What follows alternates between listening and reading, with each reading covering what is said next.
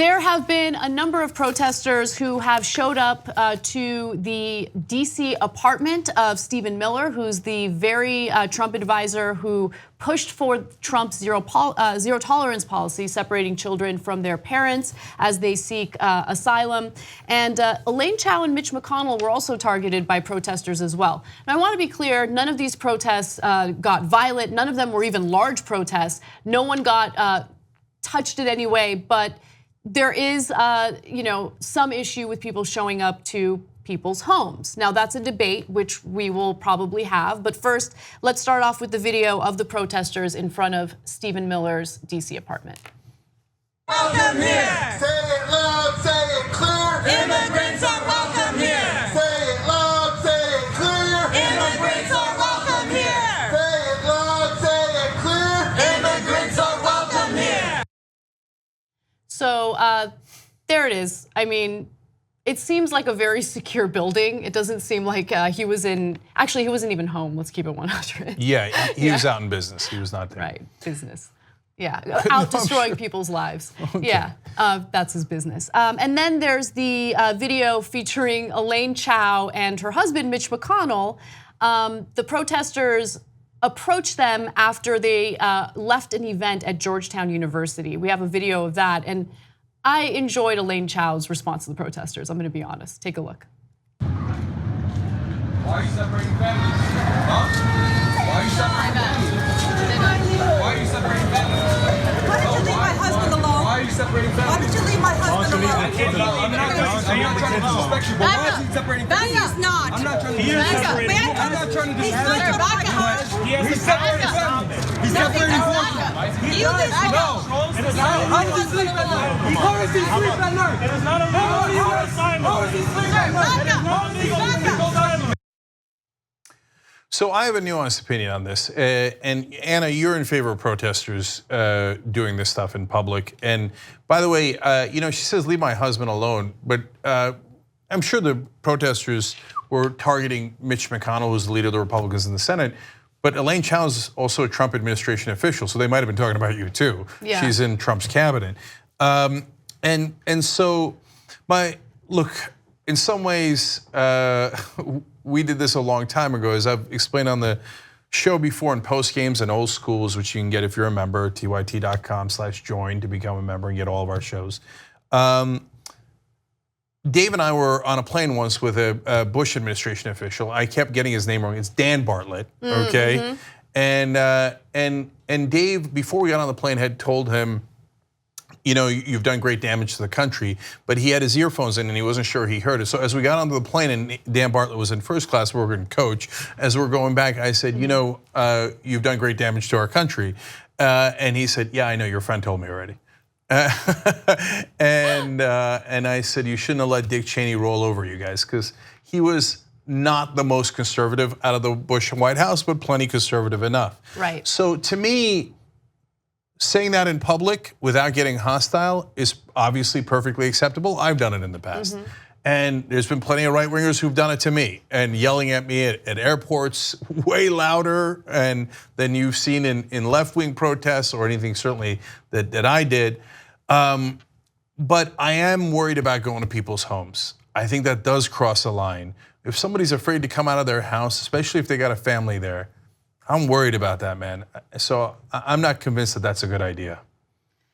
Yeah, I hear you on that. So far, from what I've seen, I'm comfortable. Like that video, I mean, no one's threatening physical danger or harm to anyone, but I also hear you. I mean, how far will it go? I mean, at what point is it gonna go too far? I do think about that, and I do think that it could be a slippery slope, even though I don't really like slippery slope arguments. But look, with all that said, the reason why I'm starting to be more open or receptive to these forms of protest is because what we've been doing has not worked. And we keep getting this messaging from the establishment and also from Republicans, Trump supporting Republicans, that, oh, this is gonna backfire, this is not gonna work, right? You need to stop this.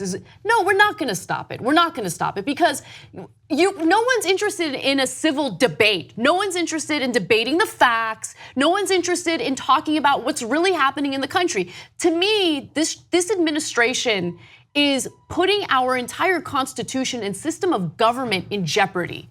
Trump wants to do things unilaterally. He wants to, do away with judges, do away with having to, deal with Congress. And it's unacceptable. He is solidifying his own power and causing untold harm to all these innocent people. No, I can't have it. I can't have it. I know this is a crazy thing to even bring up, and I don't think that our society is headed in this direction. But when I watch Handmaid's Tale, this is not a spoiler, but in Handmaid's Tale, they're in this dystopian society, right? And the women who are suffering in this dystopian society keep having flashbacks to when they were still free, but things were kind of starting to fall apart.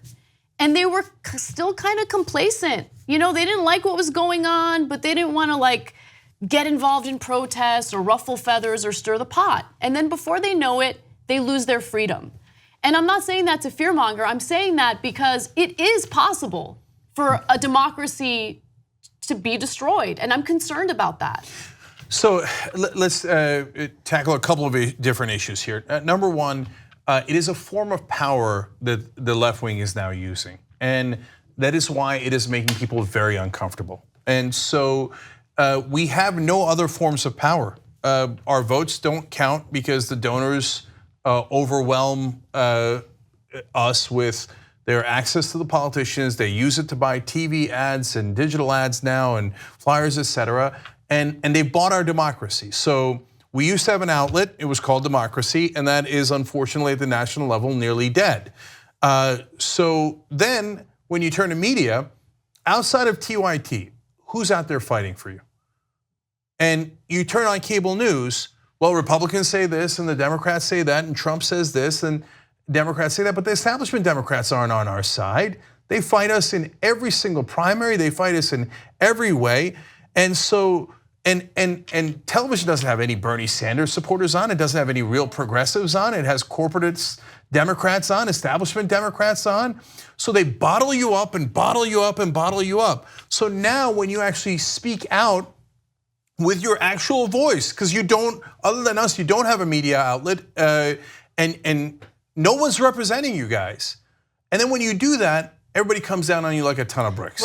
Right, so I understand that 1,000,000%. The second thing I understand is that, who started this? Are you kidding me? I mean, put aside Charlottesville and all the other violent rallies that they have done and the Tea Party people spitting on Democratic congressmen as they were going into Congress, and we're having a conversation about who started it and who likes to intimidate people physically. But I'll go all the way back to 2000. During the recount, if you don't remember, they actually got Republican lobbyists to go and rattle the people trying to do a recount in Miami-Dade. They actually banged on the doors and they started making people afraid for their lives until they stopped the recount. Now, as it turns out, every press organization did a recount and Gore would have won Florida. He didn't just win the popular vote, he would have won the electoral vote. But those Republican lobbyist thugs threatened violence to get their way. Now you're gonna talk to us about how you're worried that the left is too uncivil. So I don't buy that at all.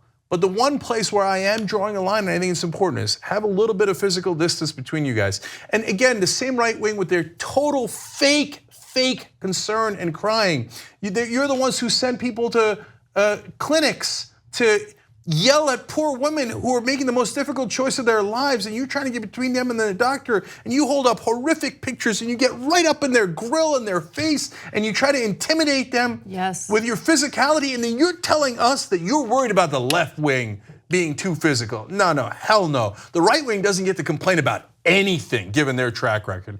And then the rest of the media, the 50-50 nonsense is infuriating. But guys, I'm not in the camp of if they go low, we go high. That's how you lose. No, they go low, you punch them in the face politically. I say every time politically. So we have to fight back super aggressively.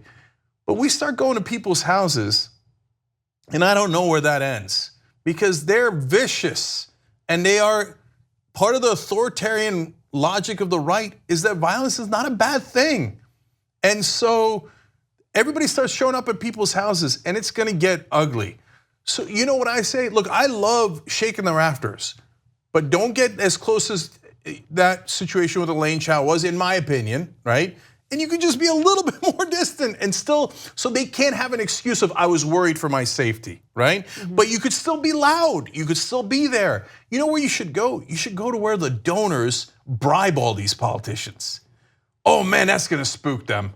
Because those donors, they love to work in the dark. They love to work in the shadows. Sure, yes, that would be good. But I think that what's far more effective is making these people understand that you don't get to enjoy, these lovely moments in public spaces when you're destroying the lives of other people, which is why I love the restaurant harassment. I do. I'm sorry. And look, I would not be saying this if we're just dealing with Republican lawmakers that we disagree with on policy. There are people on the right that I disagree with, but I don't find them to be deplorable human beings, right? We just have different perspectives, different interpretations, different policy ideas. I would be very much against this if we start going after people over those types of issues. My issue with the Trump administration is their utter disdain for a democratic system. That is my issue, and how their disdain for that democratic system has translated into all of this cruelty and harm toward innocent people. That is my problem.